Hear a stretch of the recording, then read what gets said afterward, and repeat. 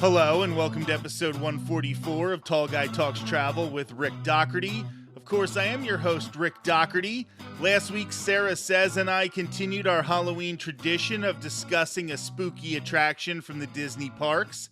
This year, we're doing a deep dive into the Twilight Zone Tower of Terror in Disney's Hollywood Studios and the 3 reproductions of the ride that are not exact copies that can be found throughout the world. Before we rejoin that conversation, there's a lot of stuff coming up in the next few months, and I wanted to go over some of it. First of all, I'm so excited for Jollywood Nights, the after-hours event coming to Disney's Hollywood Studios later this month. I already have my tickets for one of the first nights. There will be music, special holiday outfits from the Fab Five characters, snacks, and even a Muppet stage show. It seems like no matter how much I want to talk a good game about turning down these special ticketed events, Disney always finds a way to suck me back into them. Speaking of after-hours events at Walt Disney World, it was announced that they will be returning to Magic Kingdom, Epcot, and Disney's Hollywood Studios in 2024. This will include a special showing of the discontinued nighttime spectacular Enchantment at Magic Kingdom for the party. Due to the timing, that means that it would be possible to see Happily Ever After and Enchantment in the same night with a party ticket. Earlier this year, I did an after hours at Magic Kingdom with my mother and at Disney's Hollywood Studios with my friend Jillian. You can check out the Tall Guy Talks Travel with Rick Doherty YouTube channel and see videos from those 2 nights to see if it would be worth it for you to try one of these events. Of course, we recently talked about Epcot's International Festival of the Holidays, which will be back later this month, starting on the 24th. Last week, Disney also announced the start date for my favorite Epcot festival. Epcot's International Festival of the Arts will kick off on January 12th and last a little over a month until February 19th. I'll be covering all of this and the holiday decorations in Walt Disney World and Universal Orlando Resort almost non-stop for the next 2 months. Make sure you're subscribed to the Tall Guy Talks Travel with Rick Doherty YouTube channel to see everything happening. Right now, it's time to welcome back my good friend Sarah Says. When we left things off in our conversation last week, we were talking about how the version of Twilight Zone Tower of Terror at Disney's California Adventure had gotten a facelift and is now themed towards Guardians of the Galaxy. Sarah, how do you feel about the change to Mission Breakout? I love Mission Breakout. I really like Tower of Terror, but I love Mission Breakout. And the changeover, I mean, literally, I was in California when they started taking apart Tower of Terror. And it was so weird to see them removing the signs and all of that, because my aunt and uncle owned a business, literally down the street. So you could see from where they worked. And it was so cool. But yeah, so they used all the same stuff, but they just rethemed it all as Guardians. So now you walk into that lobby and it's been gutted, and now it's the collector's room. So it's like, oh my gosh, I look up and I can see there's Figment hidden up in those. There is a hidden Figment. There's hidden Figment. There are hidden Rocket Raccoon paw prints everywhere, because as you go through this storyline, you're learning, oh my gosh, they've been kidnapped by the collector. Well, Rocket is the one who's trying to get them out. There's an animatronic Rocket Raccoon, for crying out loud. It's the best thing ever. And the fact that we didn't get the animatronic Rocket Raccoon in Cosmic Rewind at Epcot is an absolute travesty. You have to sit through 4 pre-shows at Cosmic Rewind. None. It is it's almost torturous how many pre-shows there are. If you don't wait in line at all, it still takes you 15 minutes to get on this ride. And if you wait in line for an hour, that means you're still waiting 75 minutes to get on this ride. And the least they could have given us was an animatronic Rocket Raccoon in one of those pre-shows to make it just a little more tolerable. Now, I know that one of the things that we like to talk about when changing it from Tower of Terror to Mission Breakout is this gives people more of a chance to go to both of the parks. We made mention of that. Yes. And one of my friends did bring up a good point, and I just wanted to mention this. Not everybody can afford to go to both of the parks. Yes. So she was like, I loved having Tower of Terror here at DCA, and going to Walt Disney World maybe isn't as viable all the time because she's on the West Coast. So we do understand that sometimes we come off a little spoiled by saying things like, well, you can just go over to Hollywood Studios to see the one over there. And we understand that that's not how everybody can operate. But also we want to keep the parks different enough so that for the people who can do both, there's still an incentive to try and do both. So I didn't want to make it seem like we were poo-pooing the effort it took to go across the country on a whim. Like, that's obviously something that is a privilege that not everybody gets to experience. But continue talking about Mission Breakout, and then we're just going to very quickly get to the two other versions. Yeah. So Mission Breakout 2, I feel like it's more palatable for people because I know for me, walking through the queue of Tower of Terror, no matter where I was riding Tower of Terror, I would get nervous because the way that the queue is, it is spooky, which I love spooky, but it was spooky to the point, like when I'd get on the ride, I was like I am uncomfortable. And where Mission Breakout is like a party from the minute you like walk on that ride, of course you feel nervous as you're waiting to get loaded, but then the minute you're sitting there and you're getting talked to by Rocket and the music comes on, it just makes it like that much more fun, I guess. So as a kid, riding Tower of Terror, I was like terrified, and not because it's a drop ride. It was just because of the whole process getting on the ride. Whereas now I feel like I see so many younger kids in line for ride at Mission Breakout because they recognize, kind of like we talked about IP with Twilight Zone. They recognize the Guardians. They're there to see. When the doors open up, every time the doors open up, you see them fighting these monsters, and it's things they've seen in the movies, which I love. And I think it's amazing how it like incorporates that. And it's the real actors who are actually from the movies doing these parts. You see Baby Groot dancing around while everybody's getting blown up, or Quill is getting dragged around by some monster. And every time you ride it, like Tower of Terror, it's different. You have a different ride. Because it's randomized. I mean, before the ride even begins, it's randomized. So you never have the same ride twice. You could have the same song twice, because I was getting to the point, if I got Jackson 5 one more time, I was going to cry because that seemed to be the only song I could ever get on that ride.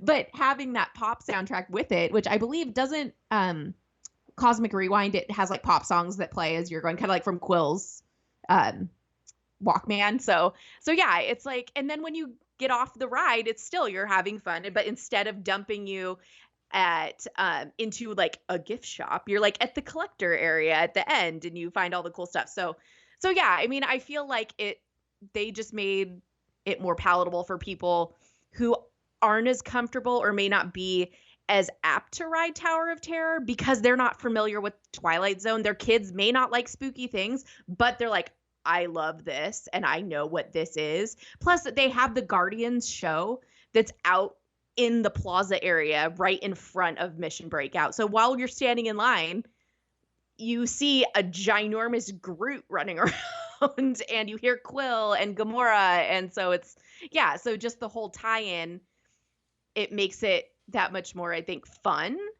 and exciting and like a party versus I'm scared and all these people died in a hotel and now I'm going to go see their ghosts. Though I can say with the IP, Disney kind of created their own IP with that, because they added those new characters into like the Twilight Zone world. They're not actually Twilight Zone characters from what I know. True. And so they do have that cool storyline, which then they made the movie with the Disney movie, like TV movie with Steve Guttenberg and Kirsten Dunst. And yeah. So yeah. Right. For people who didn't like the Eddie Murphy version of the Haunted Mansion. This was like a step below that one even. And it was made for TV, I think. Yeah, it might have been a little better than the Country Bears movie, but I'm not sure. So the version over at Walt Disney Studios Park, this one started off being basically the same version as Tower of Terror over at DCA before the change to Mission Breakout, but they have adapted it a little bit. So talk about that one for me, Sarah. So in 2019, they actually reimagined the ride. It's still Twilight Zone Tower of Terror, but now they call it A New Dimension of Chills. And basically, they enhance the ride. So it has cool new drop profiles, it has new effects, and it actually expands upon the original story. So the story we have with the little girl and all of that, you can get, I believe it's like, from what I was reading, like 3 different storylines can happen while you're riding this ride. And so it makes it a lot more interesting because you get to learn more about the lore of this hotel versus just the one basic storyline that we get at Hollywood Studios. Awesome. So now we are going to head over to the park that both of us, I think, are dying to see this park at some point in our lives. Yes. If you would have told me at any point that I want to go to Japan, which I don't like being on islands and I don't like being places that are way too crowded. So the thought of me wanting to go to Japan and experience this, just insane. But Tokyo Disney Sea is a next level theme park. The theming for this place is intense. They do not let one trash can, one brick go by without having a reason for it being there. And they decided, since I'm imagining Twilight Zone was not as ubiquitous in Japan as it was over here in the United States, that there's no reason to attach that intellectual property to the ride over there. And they were going to create their own story. They were going to make Tower of Terror at Tokyo Disney Sea something akin to Haunted Mansion over in Disneyland or in Walt Disney World, where this was an original story created by Disney. And the detail that goes into this, wow. Like, this is the kind of stuff that Disney does that makes them a step above everybody else. At least when they're doing it right, this is what they're doing. It opened September 4th, 2006. And do you want to start talking about this theming, and then I'll cut in when you need to take a breath, because it's really, really impressive. It is so cool. I mean, the building itself, like, I tell you all right now, pause the podcast and Google. Google while still listening to the podcast. Calm down. If for some reason you can't, like you're on your phone or something, then you need to look up the building itself. It is fantastic. But they have the Society of Explorers and Adventurers, Tokyo Disney Sea. Harrison Hightower III is this main prominent character through the entire park. And this is his tower. So this man is like huge in the storyline already, but it just like the whole story is that he has been collecting artifacts throughout the world on all of his expeditions because he is an explorer, and they were stolen and put in his hotel. He stole them, put them in his hotel, and then he gets like cursed. And this is how the tower gets the way that it is, and you get stuck in this, and why you get dropped. And yeah, I mean, it's just, I can't even, if I were to go into full detail of this, just the storyline for this ride, we would be here for like 10 episodes. It is so in depth. And one of the things that I love about this Harrison Hightower III character is apparently he's based on Imagineer Joe Rohde. Yes. And his visits to Africa, presumably to do the research for Disney's Animal Kingdom. Mm-hmm.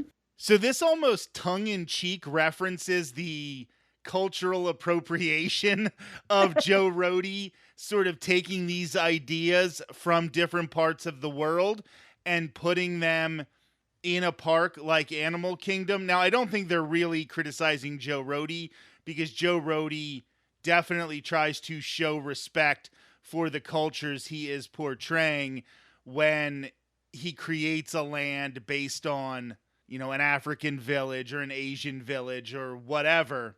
But it almost addresses that history of colonization. You know, when you talk about like the British museums, and they have all of these things that are so important to the countries where they were taken. And that's maybe something a little too controversial to put in one of the US parks, but they can put it over in Tokyo Disney Sea and address something like this. It's maybe the Asian version of being built on a Native American burial ground, where you're getting the bad juju from the thing that you took, or, you know, desecrating something that is supposed to be remaining sacred. And when you talk about this building, like, it's hard to do it justice. It is beautiful. I always think that the Tower of Terror buildings are impressive, but this thing looks amazing. Like, this is almost like the Dakota in New York City, but taller and more elaborate, and, you know, you're dealing with forced perspective, and they wasted no effort. Like, they wasted nothing in building this, because it looks beautiful. Yeah, one thing, going back to what you were just saying before that about, you know, the storyline, is what it really reminds me of is the Indiana Jones adventure, the storyline at Disneyland Resort. Because the Eye of Mara, you look into it and all this bad stuff happens. And on this ride, part of the story is you're on a tour to look at all this stuff, and he has a cursed object, and you get warned about it when you're already in the elevator. So you have to go through it until you get to the end, fighting off this, like, and you're like running from this evil, not a demon, I don't know what it is, like evil entity. And so, like, it just makes me really think of the Indiana Jones adventure of like, oh, I'm going to go on a tour because I heard this was really cool, and find out, oh, wait, all this bad stuff just happened because of this one person, and now you're stuck. But yeah, and what you were just saying too about the facade is what's really cool is it doesn't look like it, but it is literally the same ride mechanism as California Adventure and Paris.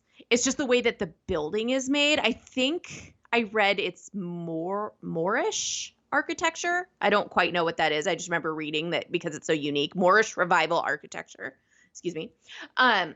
Is that, you don't notice how it, like Disney, California Adventures, there's a piece that kind of juts out in the front where the loading bays are, where if you look at Walt Disney World, it's flat on the front. So it's really cool to see how this architecture is that it hides all of it. So it's really, it's amazing. It's amazing. I just love reading over, even on Wikipedia, reading about this storyline. And it's New Year's Eve, 1899. Hightower held a press conference about his expedition to Africa, followed by a party where he boasted about how he acquired the idol and denied claims of it being cursed. And just as he left the party, this just goes to show what people in other countries think about Americans. He mocked the idol, using its head to put out his cigar. Around midnight, he entered the elevator to retire to his private apartment in his hotel penthouse. Like, this is so funny how they have crafted this story around the ignorant Americans, and we still want to go see it, and we'll laugh at ourselves. Right. Like, it is perfectly fine. I just know that someday I have to do this theme park, because everything I have seen from it is just top notch, and everything that Disney does right. I feel like they have sort of the same situation as Disneyland, where they have a limited amount of space, because of how crowded Japan is as a country, especially in the Tokyo area, that they Yes. can't waste stuff. So they have to Yep. make sure everything is A+ quality. They can't get away with some of the things you get away with in Walt Disney World. Oh, yeah, no, I totally agree, and everyone I know who has been there just, like, raves about. I mean, they have, what is it, Journey to the Center of the Earth, the ride there, and everyone's like, "It's just fantastic, and I'd ride it a million times," and I'm just like, "I That want to looks go. nuts, yeah. Oh, I wanna go." I would One just day I will take pictures the whole time. Like, I would just be Yeah, taking pictures of how gorgeous it is and how yeah, they have built these lands that just look so incredible. yeah. No, I totally agree. It's amazing. It's absolutely amazing. And I feel like too, I've heard from people that people do that literally even locals who are there and whatnot is they take pictures of everything because it's so beautiful. And that's part of their culture though too, is that they really like to take pictures of things. And Well, I wasn't it's going to like say it. If we're canceling it's people, cancel cultural. Sarah today. I'm My just aunt joking. is from Japan. And I'm she's just she's joking. the one Don't who told cancel Sarah. me. But it's, I mean, who wouldn't want to take pictures of a popcorn cart that is so greatly themed that like you can't even stand it, or a trash can? People do it at Walt Disney World and it's not even themed that good. Oh, I know. Absolutely. And I was just joking. I was being facetious. So, if we really look at the two spooky rides associated with the U.S. parks right now, we're going to go back to Tower of Terror and Haunted Mansion, the U.S. versions. Disney, as a fun, definitely family oriented, this isn't Halloween Horror Nights over at Right. Universal, where that is geared towards an older audience, geared towards more teenagers and adults who get a lot more scare factor out of their things. Over in Busch Gardens in Tampa, the Hollow Scream and things like that. Yeah. Disney is never going to be that. Obviously, their Halloween party is called Mickey's Not So Scary Halloween Party.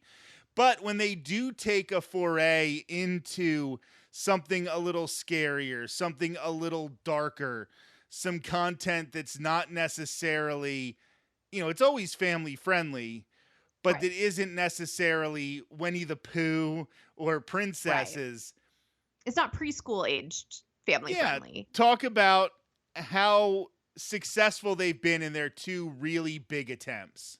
So yeah, so Disney now, like with having the Tower of Terror and the Haunted Mansion, two spooky rides that are absolutely horrifying and terrifying, they have made something that is, like we talked about, family friendly, but it's made it so anybody of any age can choose something in their parks to ride that may be a little more thrilling or a little more past their comfort zone to feel a little spooked out, like, ooh, a haunted house, but it's not like a haunted house at a fair where you don't know what's going to jump out at you, or having to go to Halloween Horror Nights where your 7-year-old is not going to be okay having to walk through a haunt to get to a ride.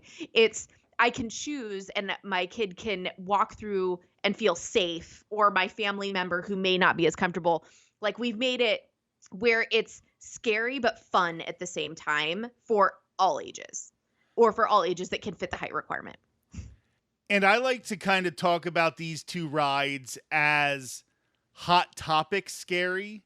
Like, Oh yeah. You look at the aesthetic that has been created through some emo music and Hot Topic, which is at every mall, or at least it was Right. at every mall when I was going to. Do people even go to malls anymore? I don't know. I know. Like I said, Gen X, right? But it has that vibe that is, especially Haunted Mansion. It's cute. You have the hitchhiking ghosts. Every Yep. time it's threatening to get just a little bit too scary, then all of a sudden there's the hitchhiking ghosts, or there's the ballroom dancing scene, or something like that. It never gets too creepy, too scary for most people. Obviously, everybody has their own level of what they can tolerate, and some people maybe the Haunted Mansion, especially for some little kids, is Oh, too yeah. much. But it really does give you, just pushes you towards that line for a lot of kids. And then right before it gets too scary, boom, it cuts back on it. Another thing, like if you want to talk about Haunted Mansion in Walt Disney World in Magic Kingdom, it's right next to Fantasyland.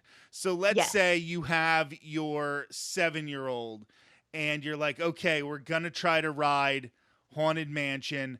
We're going to see if this is too much for my 7-year-old. You get on the ride.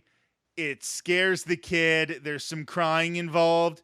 You are mere steps away from Peter Pan, It's a True. Small World, because you're not immersed in this vibe the whole time like you would be at a Halloween Horror Nights, where this is the vibe of everything happening, because there is cutesy stuff right around the corner. You can see Rapunzel's tower from Haunted Mansion. Yeah. You can try and see if they're ready for that. And then if they aren't, you can reset. And I think going on that as well, one thing Walt Disney World has going for it as well at Magic Kingdom is they have that interactive queue. So it makes it not scary as the kids are walking through. Where in Disneyland, which I know they're getting ready to expand and make some cool stuff to go with it, but it's a lot of, if you're waiting in the normal queue, of just standing in switchbacks and building that, like, I'm scared. I think I might be scared, even though I'm not in there yet. Where at Walt Disney World, it's like, oh, cool, there is this grave that is going to spit water on me. Or, oh, here's a riddle I need to figure out with all these like busts and things like that. So I think that's one thing too that makes it easier. I think it would be easier for kids to like go through if they're scared, to be like, oh, well, there's these funny things that are happening on my way into this spooky stretching room. But then, yeah, afterwards being like, we're going to go ride the teacups. And with Tower of Terror, now I'm a proponent of doing this ride at night. I think this is Yeah. one of the rides that is better at night. It's an unfortunate thing about Hollywood studios that most of their rides are better at night. Slinky Dog Dash is better at night. Tower of Terror is better at night. And then, of course, they have Fantasmic, which is a great show that happens at night. So if you're on vacation a lot during the day, especially because that park gets so darn hot, So hot. No shade. that you maybe don't want to be there as much during the day, and then you want to try to rush, in the summer. I mean, it won't get dark till like 8:30 when they're getting ready for Right. Fantasmic. So you might want to make that your second park a few more days than others. But I do think that this is a ride that if you've experienced it a number of times, if you're not worried about how much it's going to scare you, you want to do it at night and experience it in that way. But if you're dealing with a kiddo, like you like to say, Yeah. who you're maybe not 100% sure if this experience is going to be too much for them, but you're going to try it and you're going to give it that test run, do it during the day. Yes. Because then you can immediately get off the ride and go do the Muppet Show. You can do the Beauty and the Beast show, the Frozen sing-along. You can head over to Toy Story Land. There are ways to sort of diffuse that situation.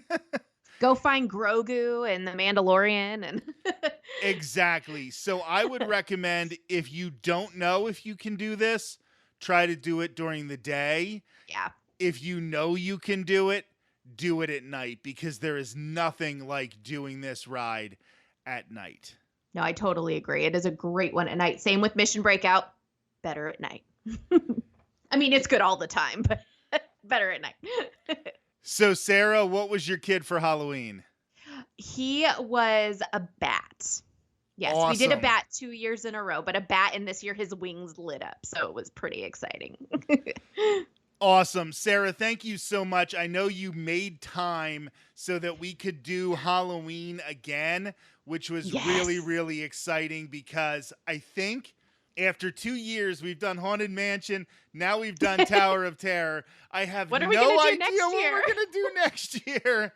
Maybe we'll have to go to some of the movies, and we'll have Ooh, to start maybe. talking about some of the movies. We have 2 Haunted Mansions now. We have There we Muppets Haunted go. Mansion.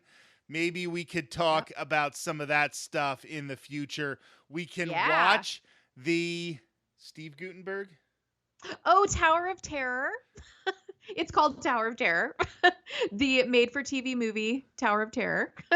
Right. We can watch the Steve Guttenberg Tower of Terror. Like, we can do all of that stuff. So maybe that's what we'll have to do next year for this Yes. episode. But I really appreciate you making the time because, Yeah. boy, we have both been dealing with stuff. So So I really, really appreciate it. And I'll talk to you soon. Yes, thank you. I love being here, and so I'm really happy to be back, especially for this one. Now that Halloween is in the rearview mirror, it's time to look forward to the holiday season. There is so much going on in the world right now, and I know that so many of us are fighting our own personal battles. My goal with this podcast is to create a community where everyone can feel welcome.